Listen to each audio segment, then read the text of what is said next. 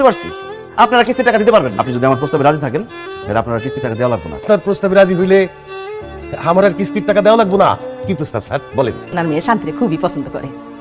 আমার ছেলে আপনার মায়ের বিয়ে করতেছে। কিস্তি স্যার আমার মেয়ের বিয়ে করতে চায়? জি চাচা, শান্তির আমার খুব পছন্দ। একটু রাগী, কিন্তু কেন জানি সেই রাগটাই আমার ভালো লাগে।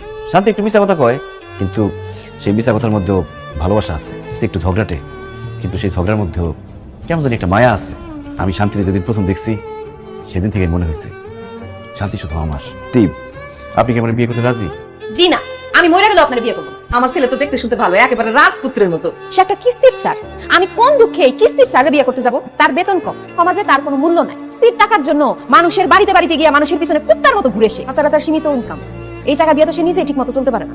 বউয়ের ভরণ পোষণ কেমনে চালাইবো? দেখেন, আমি এক অভাবের সংসারে বড় হয়েছি, ইয়া করে আমি আরেক অভাবের সংসারে যাইতে চাই না। তাই আপনার প্রস্তাব আমি মানতে পারলাম না।